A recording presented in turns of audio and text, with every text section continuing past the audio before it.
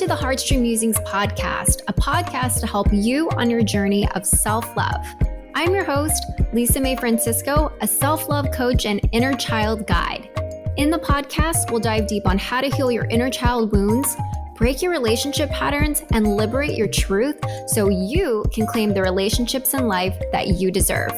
Thanks so much for listening. I'm super excited that you're here. Hey everyone, welcome back to the HeartStream Musings podcast. Thank you so much for tuning in for this episode. I will be sharing and repurposing a podcast interview I did for the Killer Crossover Duo podcast hosted by two of my old friends from high school, E-Man and Mo. So the Killer Crossover Duo podcast is a sports podcast. It's actually based out of the Bay Area where they get to riff on other general social topics as well. Hence, that's why it was on the podcast. I don't know anything about sports, but it was great because, you know, I got to connect with two of my old high school friends, share about the work I do. And it was during March when we recorded this. So it was International Women's Month. And I wanted to talk about the women that I love, who I feel so supported by, and just talk about mental health.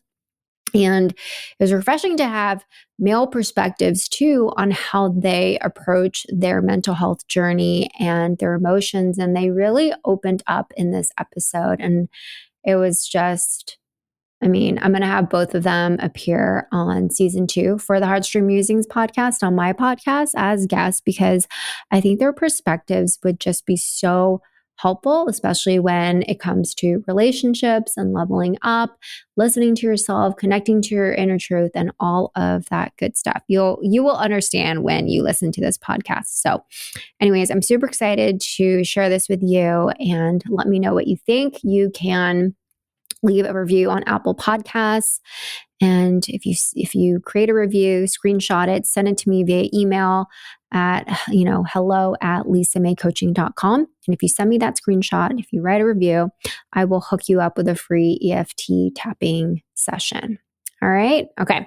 So let's dive in. Hey, what's up, everybody? Thank you for tuning in to another episode of the Killer Crossover podcast. It's your boy, E-Man. What's up? What's up? It's your boy, Mo. And today we got a special guest joining us, life coach, friend from high school, graduated together, class of 04 back in Monroe, Lisa Mae Francisco. Welcome to the podcast, Lisa. Hi, how are you? I was going to say you're Doing dating good. all of us. 04. We've aged ourselves many times on this podcast. So if they know how old I am, they already know how old you are.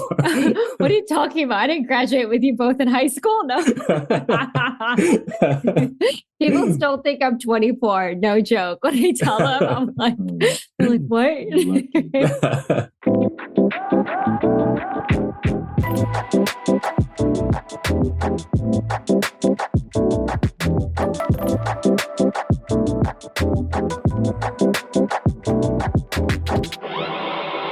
All right. Again, welcome to the Killer Crossover podcast, Lisa. We kind of talked about this before, and Mo and I have been, for the last couple of years, been wanting to have more female guests, more mental health advocates, and just more guests who genuinely are doing something big for the community. And, we just want to highlight those people and give them their flowers while they're still here and while we can give them their flowers. So again, welcome to the podcast. Thank you for having me. It's so exciting. Yeah, it's exciting because it's almost like a reunion in a way. Yeah, no, seriously. In a way, because I haven't spoken to both of you since maybe 2004, which is crazy. I think the last time I remember seeing you was graduation. Yeah. At least in person. Yeah. So it's so nice to see all of it kind of just come full circle together, and just to see what both of you are doing. It's pretty inspiring.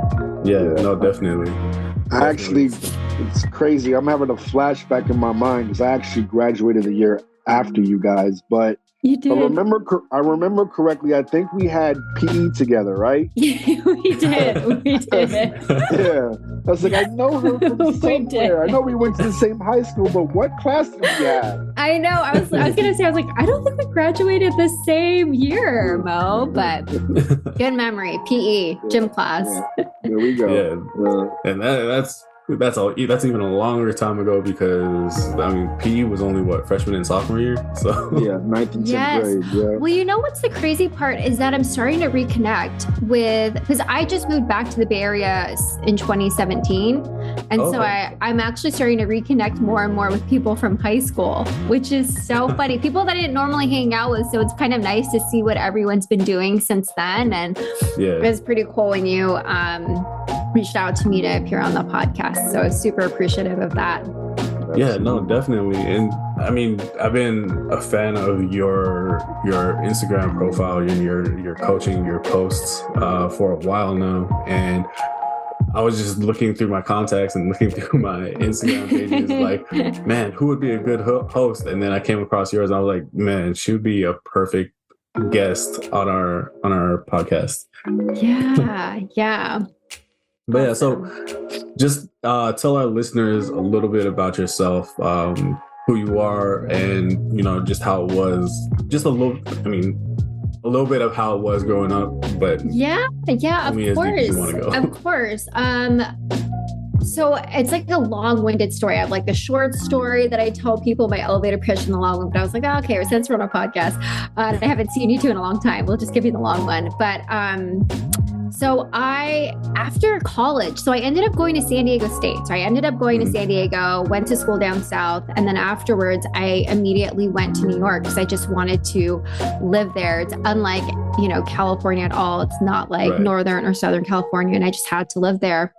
And so I was there, I was working, and it was about the year 2010. And I had just ended a toxic relationship at the time. And for me, it was like almost embarrassment and shame of like, how the hell did I get here? And so it kind of just propelled me onto this journey of really figuring out, understanding, okay, well, how did you get here? Like, what was in you that made you think that it was okay to be in a relationship like this? And so really hard-hitting questions, but I kind of pride myself on the fact that I didn't blame it solely on the other person, right? Like, this person treated me like this, like total victim, but more of taking accountability in some, way. There was empowerment in that. What can I do to change so that that doesn't happen to me moving forward? And most importantly, that doesn't happen to other people, other women going forward, to understand what the signs are. And so I took it upon myself of like literally this quest of working with different teachers and mentors and trying to, like have these spiritual lessons. And so that really helped me understand the relational aspect of, the relationship dynamics, whether it be with family, friends, in the workplace, romance. And then, naturally, because I was doing such deep inner work, people started to gravitate towards me, and I would just share the lessons that I was learning from different, the different mentors and teachers or coaches that I was with.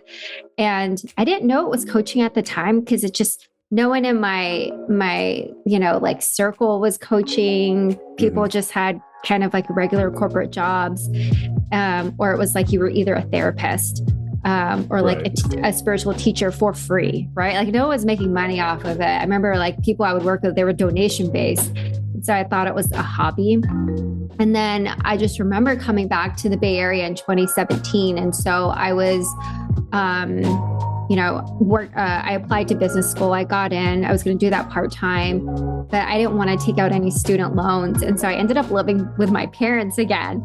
And I remember being there and just remember like feeling re-traumatized of just like being with them as an adult. What was it like still feeling like a kid? And just all these memories started popping up. And so when I was talking to my friends about it, they said, you should definitely try inner child healing work. And what is that?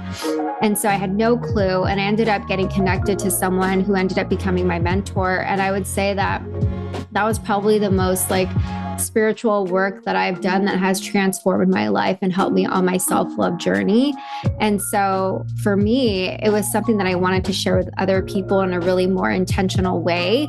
And I just remember one of my colleagues, she was doing a life coaching certification and we had similar interests. And so I thought, well, why don't I check it out? And so I ended up taking the course, getting certified, and then learning about all the frameworks. I realized that I was just doing those things with people innately. And it was just very intuitive. And so I decided to launch my business in June of 2022 and just have loved it, fell in love with, coaching other people.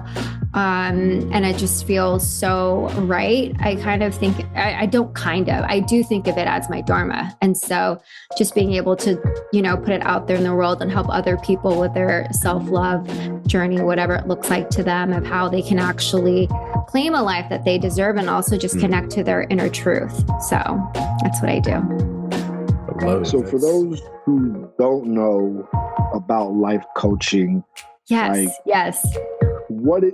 Explain to our audience what it is you actually do. Yes. Okay. I love this because I was literally having a conversation with someone, and sometimes I'll get on sales calls and people are like, I don't know what the difference between that and therapy is. Like, you need to tell me. And I'm like, it is so different, right? It is so different. And I do have a therapist and I do have a coach. And for me, when I explain it, the difference is, in therapy, you often look backwards to see what's the current landscape. But there is no accountability. There is no action items. It's more of just a relational space to hash out previous childhood dynamics that you had with someone in a very safe space.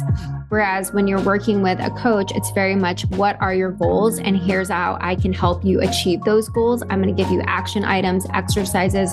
We're going to maybe do a little bit of other, practices or different modalities of how we can help you achieve those goals, but you have access to me in between sessions. So it's almost being available to them 24/7, which you are, right?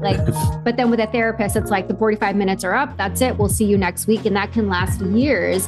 Whereas you go to a coach for a specific thing, a specific goal that you want to achieve.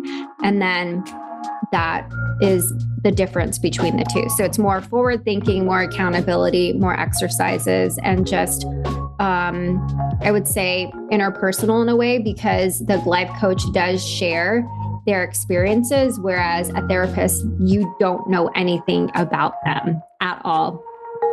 So. Right. Yeah. Right. And I love that. I love that you mentioned how, you're pretty much available to them 24/7, because that's when you're coaching, and I'm trying to relate it to me coaching basketball. It's you're kind of in this relationship where it's a friendship, something closer than just, oh, you're my client, so I'm gonna do what I have to do, what I'm paid to do. Yes. I think it's more personable and it goes beyond that. It's a healthy attachment because you want to see someone excel. A lot of the times when I work with people, it's an intimate relationship, but they don't know that they can reach out to you. So what I like to do is check in with them to make them know, hey, I'm here for you. How are your goals? How are you doing with that? Did anything come up this week? As if, you eventually become their friends. I end up, I guess, in the process becoming friends with my clients. And you just want them to succeed with whatever goal they came to you with. And for me, when it comes to self-love, that's just something that I'm so passionate about. And so I get really invested into seeing them grow. I was just about to ask you about that. If you have become friends with some of the people you're coaching. Yeah. And every now and then I'll talk to them, right? Because you just have this really intimate relationship with them that they share a lot of stuff with you. Especially when you think about what are the blocks to your self-love goals, or what are the limiting beliefs that you have that are preventing you from achieving the things that you want? Why don't you feel like you can achieve those things? It gets pretty intimate. And so it's important that you create a safe space as they're sharing it. And so definitely from those conversations, you tend to be friends afterwards. Right. Yeah. Yeah. And There have been times where I've told my players that, just as much as I've taught you, you've taught me this, you've taught me in return. Do you get that kind of that same, gratification? Totally. And I'm glad that you mentioned that, because I don't like this whole dynamic of just like, I'm the guru, I'm the teacher, and you're the student. Like, I don't believe in that at all. I often say when I'm working with people, like, you are your own best healer. You are your own best advocate. And when you try and have someone depend on you, it almost undermines their ability for self-trust and to also trust their intuition. And so I think it's so important. It's kind of like teach them how to fish, right? Like, don't cook the fish for them. But so at the point, like, they don't need you, they'll have the tools to know that they can, coach themselves or something. So I'm exactly like you, where I see myself as equal to them. For sure. So I'm curious if you could share with our listeners, what are the steps into becoming a life coach? Yeah, I would say, anybody can be a life coach, right? Like, you can get certified. But I think there's a difference between what makes a good life coach versus not, because you can go to any program, get certified, go through it, do your hours, and graduate. And there are just so many different coaches out there, and there's so many different kinds, right? Like, you can be executive coach. So if you want to work specifically with leaders and help with like people management, you can do that. Or what you can do is focus on like being a money coach. So help people with like their money blocks that they have, or you can help people with, I think there's like masculine coaches now too. That's like a big one. Yeah. So there's just all different facets, and then also fitness coaches too. So like, if either of you wanted to get into fitness coaching, you could do that as well. But I think ultimately, when I have worked with good coaches, the ones that I see are like the ones that really stand out are the ones that are self-aware, meaning they have a good understanding of themselves. They are very interested in psychology, understanding how a person's mind works, what would prevent someone from wanting change in their life, what prevents someone from achieving their goals. And also someone who's very curious. So coaching is just, when you're in a conversation, it's a lot of asking questions and getting curious with what's coming up for the person, and not reflecting any judgment at all, but just more of observing and asking why. A lot of the times it comes from the motivation of why they are the way they are. And then I would say also being really attuned to whomever you're working with, right? The verbal, the nonverbal cues. I take coaching very seriously, because when people come to you with things that are just very intimate and they want to change, like, that's a huge step in someone admitting that. And oftentimes people just aren't ready. And so you don't want to push someone before they're ready, because it can totally ruin your relationship with them. It can erode the sense of trust that you've built, and then you have to rebuild it. And so I've actually worked with coaches too, where that sense of trust was eroded and I haven't worked with them. And so I think as a person who is a coach, you really have to be attuned to the person that you're working with and really build the rapport of getting to know them, so you understand how much you want to push, how much you want to back off. So it's very nuanced. It's all these different things that can make a great coach. And from what I'm getting from you, there's a lot of, you said, being in tune. So there's a lot of just intuition and just kind of feeling out and just kind of figuring out which path you want to take in terms of coaching. Exactly. It's like kind of seeing the path before they see it. Right. Yeah. And helping them see that as well. And also being the cheerleader for them on their journey, for sure. Yeah, definitely. So what was it that you got your degree in from San Diego State. You said you. Oh, yes. So I got it in marketing. So I was an integrated marketing. So I am a marketer. Yeah. So and I'm sure that was my major as well. Oh, really? Yeah. And I'm sure there are, tactics that you can take from your marketing, education to use the coaching. But I mean, like, how did you make that switch? Was it just that experience that you had that kind of just? Yeah, I feel like it kind of just dovetailed. Like, I didn't necessarily get into traditional marketing afterwards. It was like sales. Yeah. And then it was account management, like influencer marketing. I've had like many different types of jobs. It was all under the sphere of marketing. But I think to me, the switch to coaching just was more of an organic, natural thing. It was almost like everything in my life happened for that moment. Yeah. Very, very strange. It's kind of like, when something's meant to be in your life and you're like, oh, this is why I'm born. And if anything, marketing actually supplements it. So I would say that being an entrepreneur, being a small business owner, my marketing background is so experiential with this. It's like the most I've ever had to apply it. I've had to get scrappy. I get to be like the finance person. I get to be the biz dev person. I get to be the sales person. I get to be the content creator, like everything. And also like the face of the brand. Yeah, exactly. And I didn't even know that I liked it that much until I started doing it. And I was like, wow, I didn't know that. Like, I didn't take entrepreneur class, which is so funny. And I would say even in the corporate jobs I've held, the stuff that I learned in my MBA didn't prepare me for the stuff that I learned in school, because it was just always compartmentalized. But the stuff that I learned in undergrad, in graduate school, really prepared me for this. And then also just like learning from different people, doing like different coaching programs myself of just like, how do you market yourself in this field, in this niche, and all of that stuff. So to our listeners, make sure you take note. Just because you graduate in something doesn't mean you won't utilize it later if you don't get a job directly related to that field.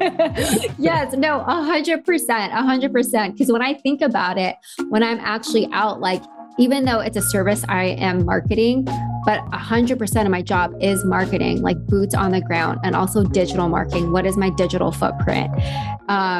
So yeah, like even though you don't think you actually use it in your day-to-day job, like you just might of like how to sell yourself, honestly. And so it's just really interesting to see how it kind of comes full circle, but it's a lot of fun. It is. And I think that's a lot of what our generation is figuring out, is that like you could get a degree in almost anything, but then you can apply it to everything else. And I think our generation is kind of figuring that out, especially with the boom in social media and just like you said, content creating.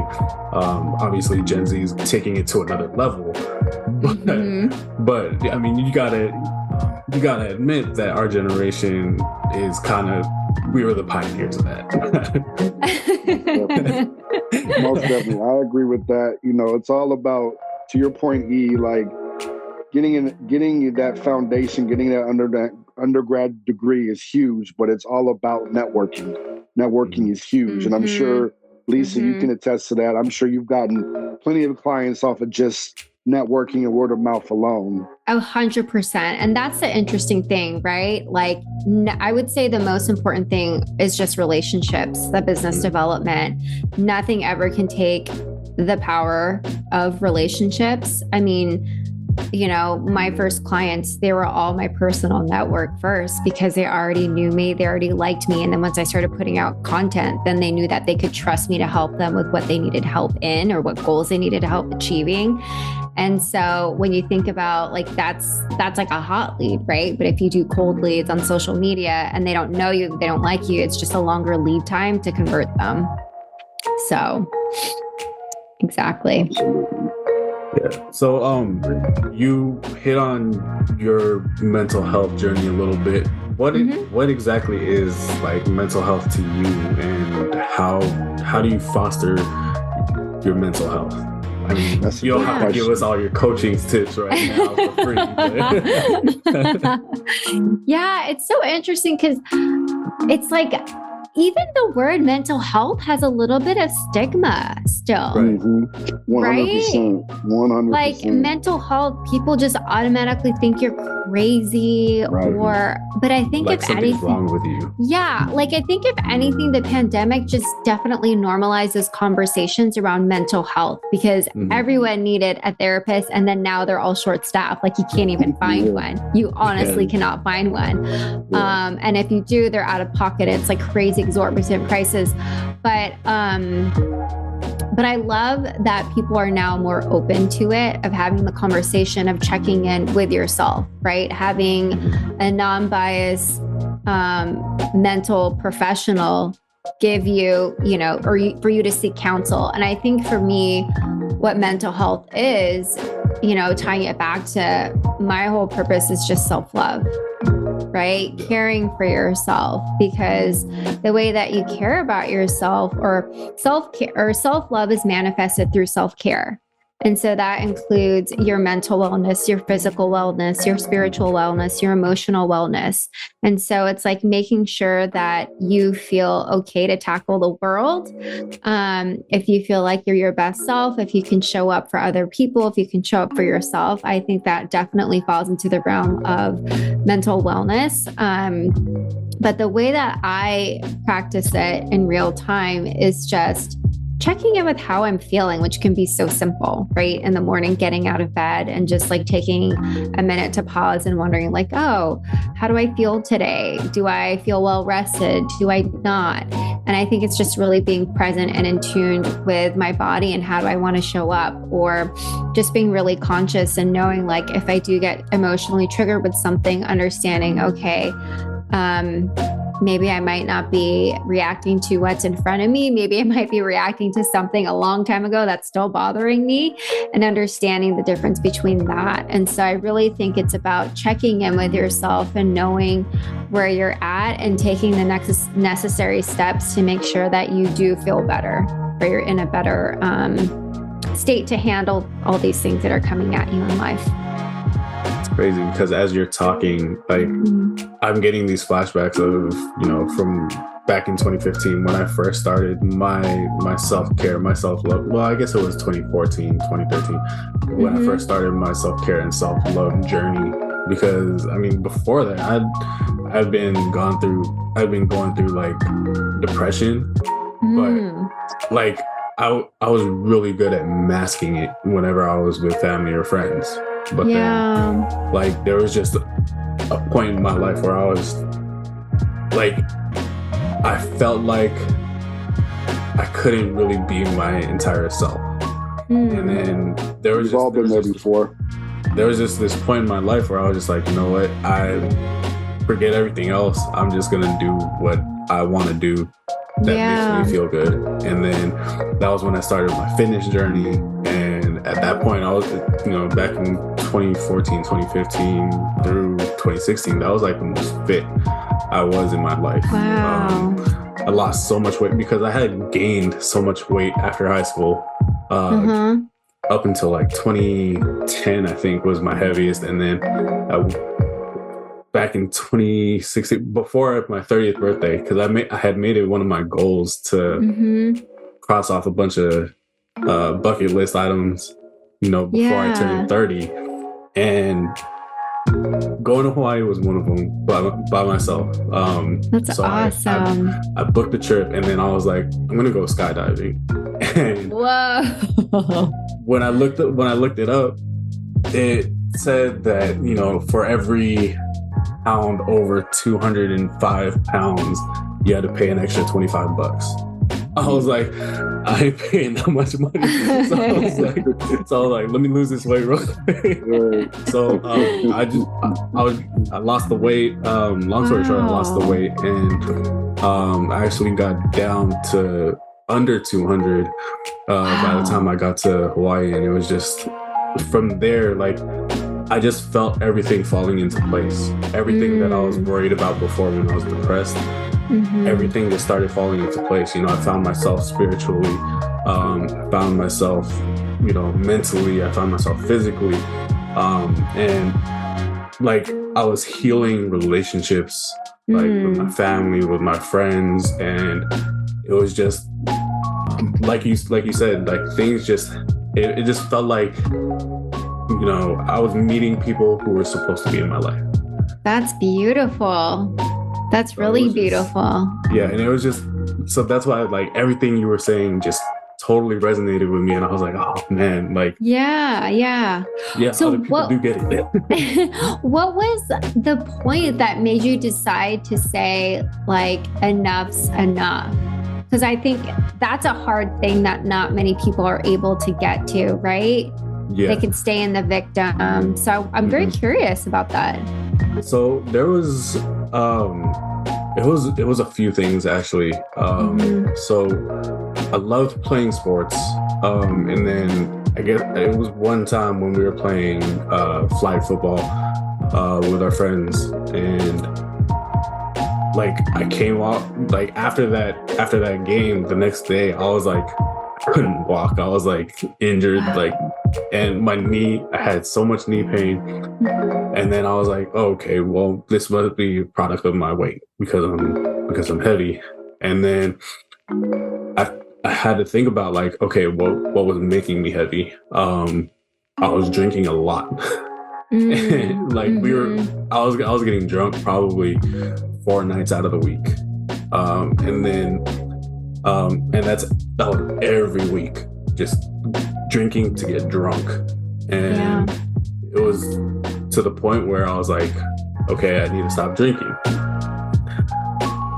In order to stop drinking, I had to think about like, why am I drinking? And I just, at that point, I was like, I don't know who I am, and I don't know how to have fun without drinking. So I was like, okay, let me figure out how to have fun. What actually makes me happy? And you know, sports was one of them. And I was like, all right, let me start working out. And then I had stopped going to church like almost immediately after high school. And there was a point where I didn't believe in anything because I felt like everything was just wrong in my life. And then I started going back to church just to figure out, you know, okay, is this something that I needed in my life? And then I'm not to get all like holy and righteous on you guys, but I started having conversations with God. And I just every week at church and every night when I was praying, I was having conversations. And then I started picking out the values of a religion that I wanted to make sure that I practiced every day and could hold myself accountable to practice every day. And then that was just kind of how everything just kind of built up. And then once I started seeing progress and everything, it motivated me even more. And then, I'm a really competitive person. So if I started to backtrack in any way, I was like, no, I got to beat that person that I was yesterday. Yeah, it was kind of like this almost snowball effect that you had. And like, I don't think you were getting religious at all. I think everyone practiced spirituality in their own way and what feels good to them, you know? And I think that's really courageous of you because, like I mentioned, not many people will be able to go through with a change, right? Because it's easy to stay in the familiarity of the misery rather than going out there in the unknown and really believing that you are worthy of what you want, right? And I think it's so important that you ask yourself the question, and I think to any listener that drinks a lot, honestly, ask yourself why.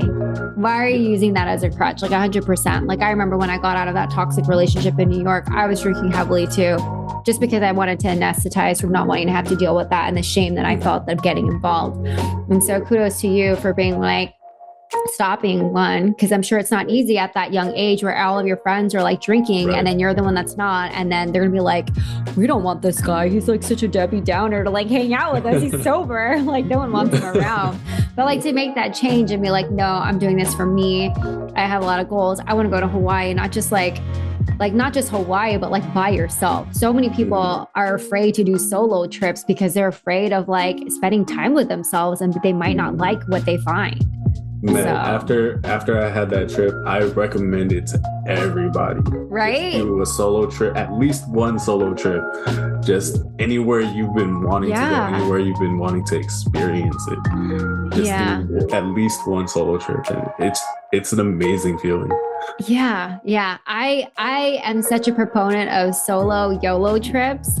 I love traveling by myself because it just really forces you to get out of your comfort zone and meet other people that you wouldn't normally interact with if you were with a group of friends or like with a partner or something. And so it's just really nice to connect with yourself. Right. Yeah. And to y'all's point about, reconnecting with yourself and self-love and self-care, in order to elevate, you must eliminate. And so good.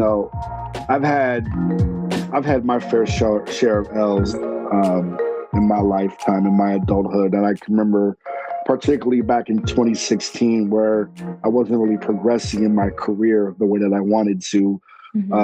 I had been working sales jobs throughout my 20s just for the simple fact that I was sold a dream. You can make so much money and you can do this and you can do that. So the only thing I was motivated by was money. I didn't have a purpose, if that makes sense. I was just working just to work, and I wasn't fulfilled.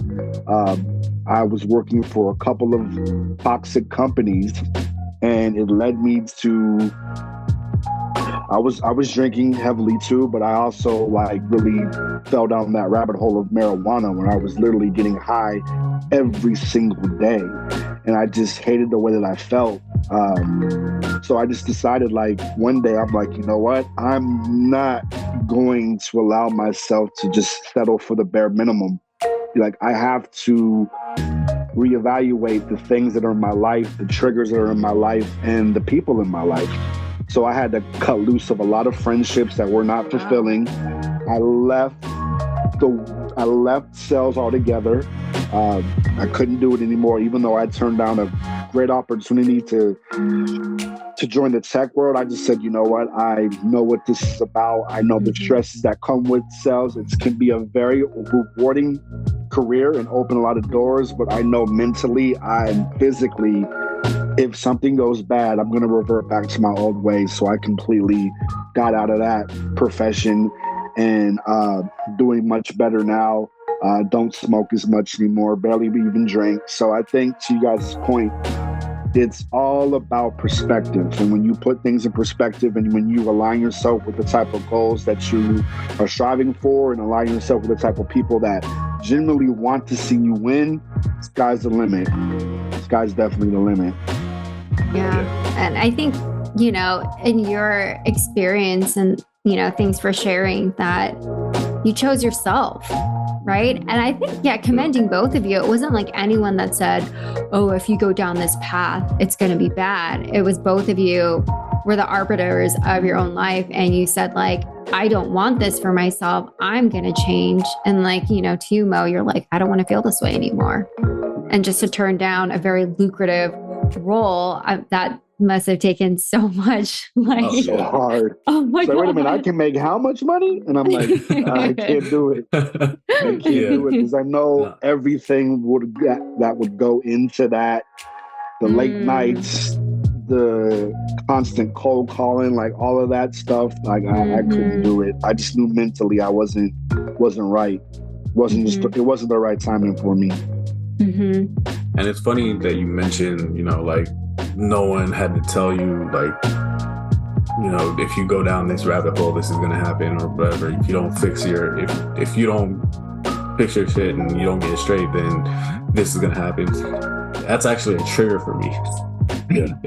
So when people say that, I tend to go, into that rabbit hole, because when people say something, even when people praise me for something, like that can be a trigger for me too, because then I feel like at a point it's not for me. It's all of a sudden it's for them. And if I'm not doing it for me, I don't want to do it.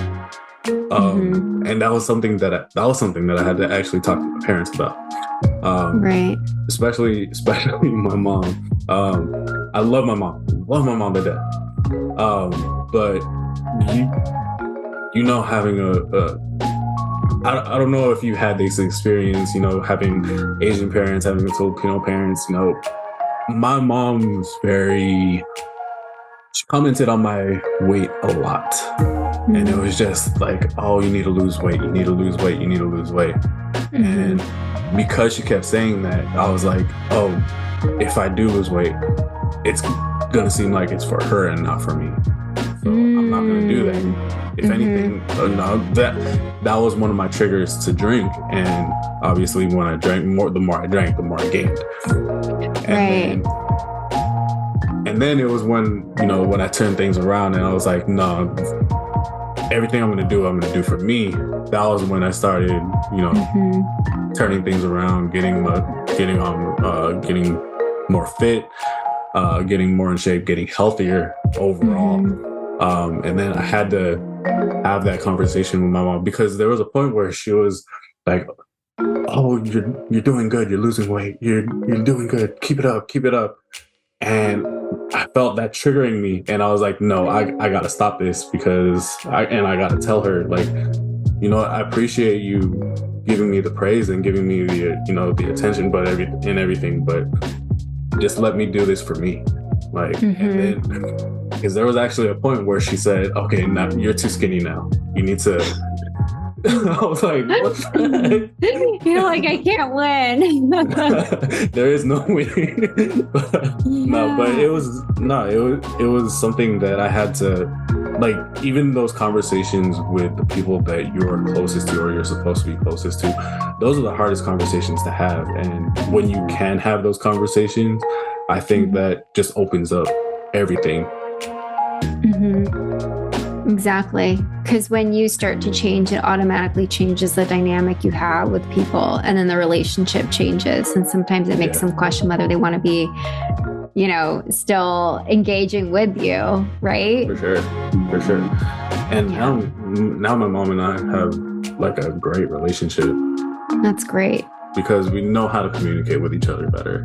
And man, I can't tell you, like, I cried. So I think it was when it was a little after we told my parents that we were having a baby. It was the first time that I could remember my mom ever telling me that she was proud of me. And I was like, I literally bawled, and my wife was like, oh my gosh, like, what? Because I had been telling my wife, my mom has never told me that she was proud of me. And big thing, I didn't think it was that big of an issue until she actually said it. I was like, oh, fuck. Yeah. And like, that's where a lot of our models for self-love comes from, right?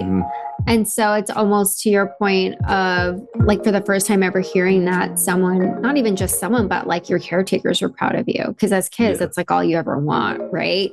And so the way that you care for yourself is definitely shown in how how your caretakers cared for you when you were younger, or told you how much they loved you. So it's kind of like the inner critic voice that you have, or the judgmental voice that you have. It's definitely something that was fed to you from someone else. So yeah, definitely. And just not being able to understand it until you're older, until you experience more. But that's just a great healing, like, to come full circle with that, to know that, to have that relationship with your parents and like be able to communicate, because not many people do. It's like they'll just only see their parents for, I don't know, whenever it's the holidays or something. And so to heal from that, that's amazing. It's awesome. Definitely. And my mom is like one of the greatest women in my life, and as well as obviously my wife and my sister. Talk about your like greatest female influences in your life right now, and how they became your influences and everything.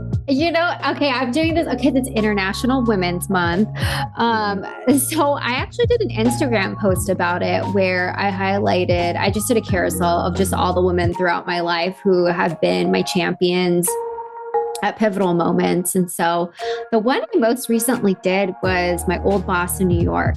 And I haven't had too many great bosses. I actually don't think that there's a lot of training for great bosses. And the thing is, leaders are rewarded for the amount that they do as an individual contributor, not actually the leadership qualities. And so when they become a leader, they don't know how to be a leader. Like a lot of people don't even know what leaders should do. And so for me, I just never thought that I could have a leader that was actually a friend, but also a boss. I thought you had to be either or. And she was someone from the very first day, she said, I know that you're not going to be in this job forever, and that's fine. But the amount of time that you are here, I'm going to make this a great experience for you. And that's something that not many leaders do, right? They don't encourage you to like look for jobs outside of the job where you're reporting to them. They often kind of want to be selfish and keep you for themselves because, they probably have the CEO just breathing down their neck of like what numbers they have to hit. And, there's stressors related to it. But for someone to actually put or like value my personal development, that was just so huge. And so she is just, anytime I have a boss, it's kind of bad. I always compare them to her in that sense.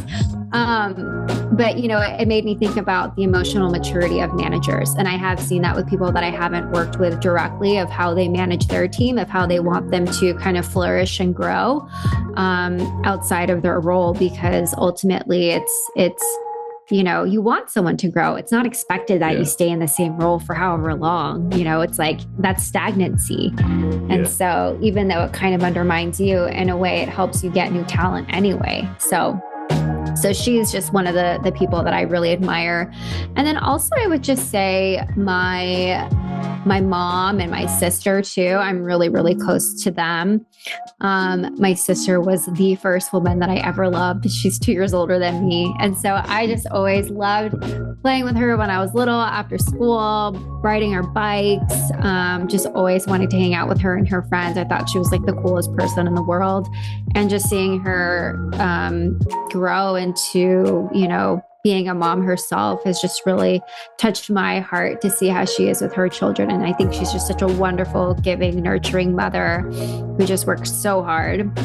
And my mom, just seeing how hard she worked for us as, when we were children, like she was an immigrant from the Philippines and having to start over because her nursing degree didn't transfer, wasn't comparable here in the States, and having to go to school, and just how hard she worked for us, in the US, and just all the lessons she learned. And I just have a ton of fun with her too. We laugh all the time together. And so those are just some of the women. And I mean, like I could go on and on and on, but my two best friends right now, they are my cheerleaders. So when a lot of people were thinking, oh, are you sure you want to do this coaching? All of that stuff. They are just, anytime that I doubt myself, they literally hype me up. Like, don't even think about it. Don't doubt yourself. You've got this. I promise you this. It'll be amazing. Da, da, da, da, da. And so having that unwavering support and faith from your friends that know you when you feel so kind of like down in the dumps, I think it's so important to surround yourself with a group of people that constantly support you. It's beautiful. It is. Yeah. It really is. And I mean, I can't I can't emphasize enough how important it is. I mean, even for me, you know, being a man, just and being raised around a bunch of men. To be honest, like my brother and my dad, and then a bunch of my cousins. A good amount of my cousins are men, and a good amount of the people that I was raised around, you know, the extended family, they're all men. But the importance of having, you know, that female support system, you know, someone that you can go to. My sister is one of my best friends. Shout out to CJ. She knows I love her. But ever since, you know, we used to fight all the time when we were kids. And then, you know, come high school, you know, we grew close to each other. We really grew closer because we were always looking out for each other. And then just having that support system. And then I noticed there's a much different perspective and just vibe you get when you have a female support system compared to just a male support system. And it's something that you can really, and I mean, Mo, I know you can attest to it too, you know, having your sister having your back all the time, you know. Yeah, absolutely. My sister and I are extremely close as well. She's one of my closest friends too. Just like you and CJ, we used to argue a lot as kids, you know, that's sibling rivalry. But as I shared on a different episode of our pod sometime last year, I think the turning point of our relationship where we got really, really tight is when our mother passed away from breast cancer back in 2008. And the night that she died, she actually passed away in our childhood home. And as the paramedics, ambulance, whatever the case may be, are rolling her out, you know, me and my sister just kind of just held each other. And obviously we were crying. And then I kind of just looked her in her face and I said, I got you. And she's like, I got you too. And then from there on out, we've just been like this. So it's crazy how different situations bring you closer together, you know? For sure. So that all being said, you know, talk about the importance, at least in your opinion, the importance of just empowering women and, you know, just empowering women and then just keeping them around, you know, like keeping that perspective and that vibe in your life. Yeah, of course. I recently just held a women's circle about it. So I like to do them every season. So I did it on, was Monday the 20th, March 20th? Yes, it was. Oh my God. I had to think too. It literally felt like, I don't even know, that was like 5 weeks ago. My brain is just, oh my God. So March 20th, so Monday, I held a women's circle and it was all about healing the sister wound because I wanted it to be celebrating and tying into the theme of International Women's Month. And that is something for me that I've learned to heal because even though I told you that I was very close to my sister, you know, as a child, there was only two of us, right? Mm-hmm. And I just had that, you know, children often have that binary brain of it's either or, it's like this or that. And so I just always thought that my parents loved her more than I did and, or more than me. And so I would, you know, and the way that I would show up was just thinking that I had to compete for their love. And so the way that I would show up in, you know, my current life of, you know, being around other people, it would be like at work, it would, you know, think that I had to compete with other women for, you know, the promotion or high visibility in work or just whatever projects. And the way that it would show up in romantic relationships would be, oh, you had an ex-girlfriend, let me know about her, And so it was always like thinking that I needed to compete to own my space, not knowing that together we would be even stronger. And so the way that it was healed in the workplace was I was in New York and I was working on this big project for an event, and we had a female contractor, and immediately I was just like, okay, I'm going to try and like do my work, not really partner with her. But there was just something about her that was so gracious. And she was a person that taught me that, no, you can share your resources. There's plenty to go around. Just because I am also a female, I'm also working the same job you are, doesn't necessarily mean that my presence is taking away from you. And so she really operated in that abundant mindset and partnership mindset and kind of led by example. And so when we were in meetings, she would totally, support me and validate any thought or perspective I had, because we happened to be in an environment where there were a lot of males. And so I was like, wow, this girl knows what's up, right? And so that just really taught me, what is it like when you can work together with someone and that, you don't need to view them as a threat.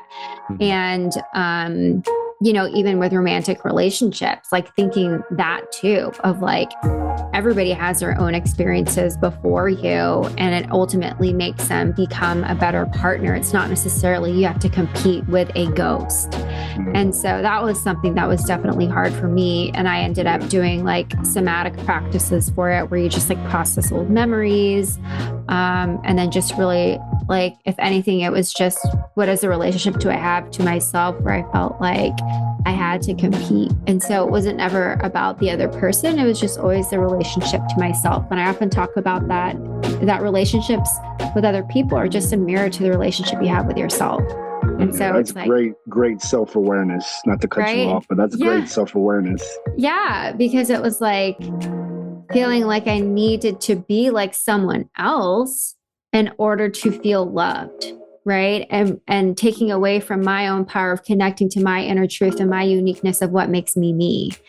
And so that's why I'm just such a proponent of just empowerment, of helping people see that they don't have to compete with each other, because in a world where women are pitted against each other and see each other as like competition, when I see in another woman that I'm jealous of her, it's just an opportunity for me to realize, oh, jealousy can turn into desire of what I truly want for myself. And thank you for showing me the things that I want to embody. And now I can go out and have courage and do it. And then I can help another woman embody her own uniqueness. So going back to your career, your current career, I'm curious, can you share, what was your first breakthrough as a life coach? Like when you landed that business altering, life-changing client, where you had that aha moment, be like, you know what, I can really do this and be successful at it. Yeah. Share that moment with us. You know what? It always comes in waves. There's always the self-doubt when you're doing something yourself that has never been done before, right? I guess there's just like, there's more opportunity to just, because you have this beginner's mindset. And it's like, there would be moments where I would realize it, but then there would be other moments where I would forget about it. And so it's like, how do I hold on to those moments? But I think when really the rubber hit the road was, I was doing this impromptu coaching session. Wasn't even planning on it. I'm like part of this community, this co-working space, meeting with other co-founders. And I was just chit-chatting to someone. Then we got into like just talking about different things. And then it ended up being a coaching session, like just randomly talking to him about his life, what was coming up for him, what was blocking him, what he really wanted to achieve. And at the end of it, I will never forget this. He told me, he was like, it is undeniable the skill and craft that you have. And I have no doubt that you will succeed. And it meant so much from someone who was just completely random, someone who didn't know about my experience, someone who didn't know anything about me, because it wasn't biased, right? It was just in that one interaction. And so for me, it was like, yes, like, thank you.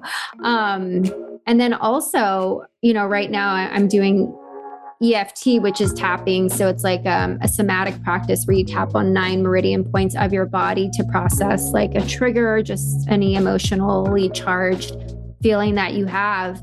And the more I do it with clients, the more I feel confident. And the more I feel like I am a healer, midwifing a lot of these things that process through people's bodies. And so it also just comes with practice too, right?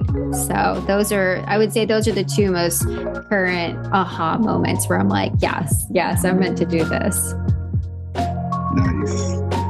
You mentioned how you had the women's circle just this past Monday. Yeah. Do you have another one coming up? Do you have, or what do you have coming up in the near future on the horizon? Yeah. So now I like time to plug. Yeah. So I like to do those seasonally. And so the next one's not coming up until June. I like to time them with like either the summer solstice or like the spring equinox, all of that stuff, fall. So the next one is happening in June. And so you can find more about that on my website. But then I also do one-on-one coaching. So I have 3-month containers, 6-month containers. And then I'm actually in the process of creating a group coaching program for people who are interested about just the self-love journey and what does that look like for you. So one-on-one coaching, online events, and group coaching coming up. Nice. Yeah. Nice. Was there anything else you wanted to plug or mention? I guess kind of going back to kind of full circle, right? Of mental wellness, self-love. So if you're new to, or just wanting to embark on it, I think the initiation is always when you start questioning and asking yourself, especially if you want to live your life differently. I think both of you touched upon it as well when you had those pivotal moments. And just kind of lean into it and don't be afraid to. Because even though it might be scary of tapping into the unknown, once you do fully surrender to that path of changing and wanting and desiring a life that you truly want, then it's just so much magic on the other side. I think the hardest part is kind of just like jumping out of the plane, For sure. But it is seriously the greatest gift, not only to yourself, but in learning to love yourself, you heal. And by doing that, you heal others just with your presence. Mm-hmm. Beautifully said. Absolutely agree. Thank you. 100%. Fast break time, E? Yes, sir. So, Lisa, we are moving into the final segment of our episode. This is called the fast break.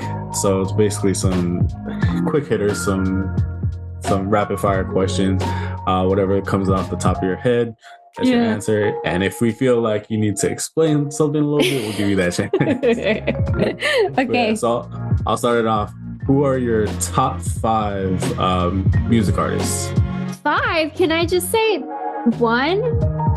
Sure. Can I just say 1? Okay, you're going to laugh at me. I really love Taylor Swift. Oh. I didn't get her ticket though. I'm so sad. I'm so sad. I'm not gonna laugh at that because I know a lot of people, especially in our generation, who really love Taylor Swift. She's so prolific. I mean, how many albums has she come out with? And the fact that she's able to like cross genre type of branding. So I think she's amazing. Right. Mo, you got a question? Yes. What is your go-to sneaker if you're a sneakerhead? Oh goodness, I'm not a sneakerhead. I mean, the only ones I have, I'm like an old lady. Brooks. Don't make fun of me, Brooks.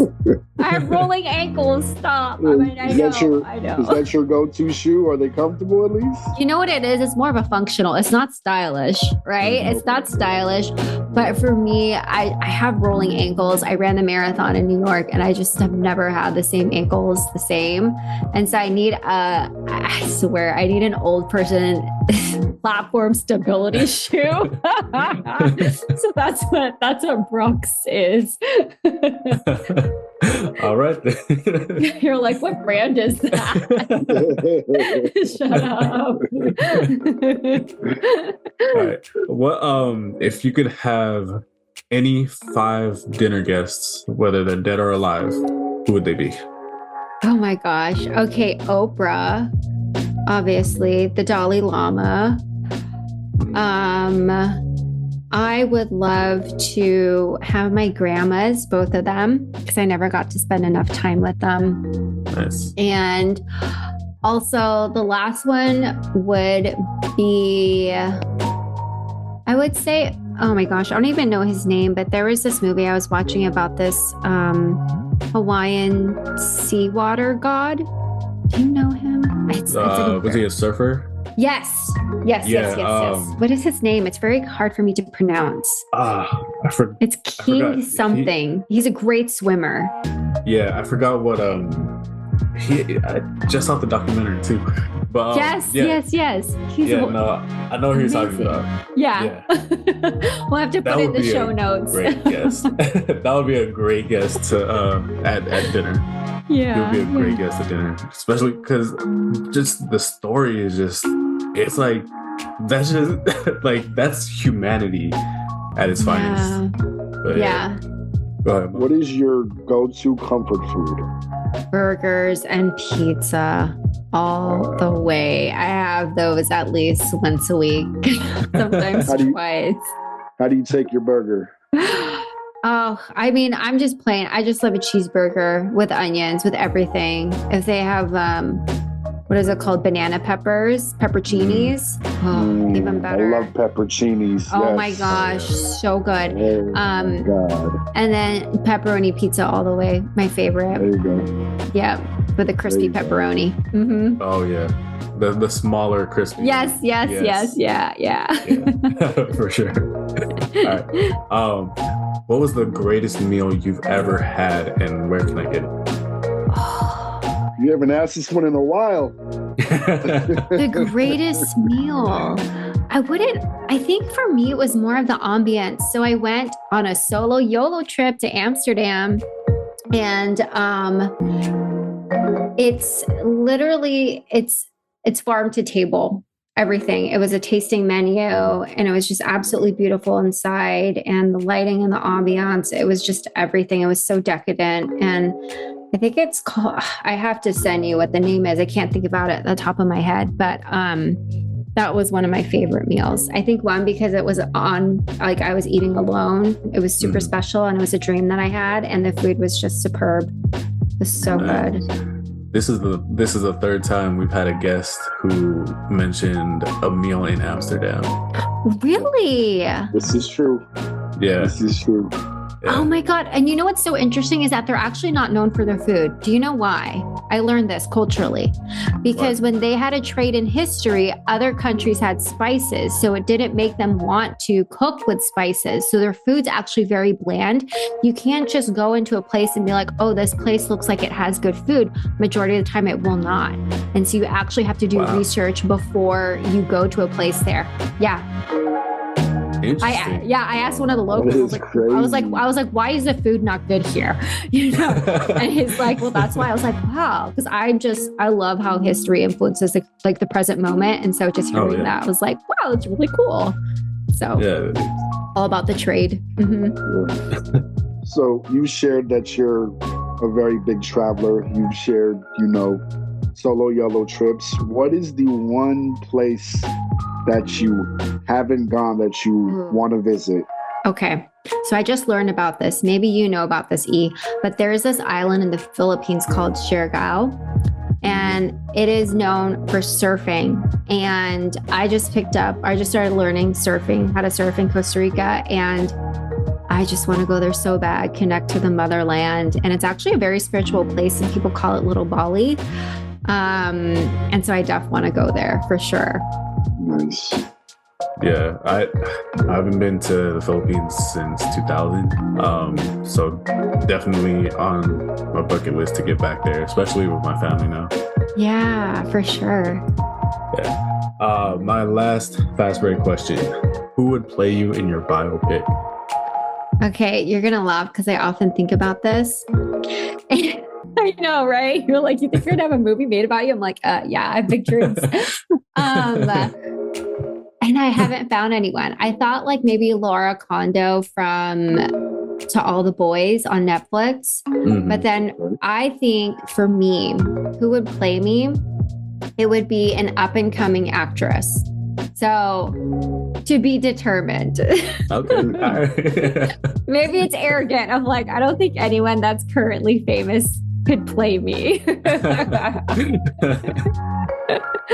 I mean, I think about it sometimes, you know, but I think The Rock could do a decent job.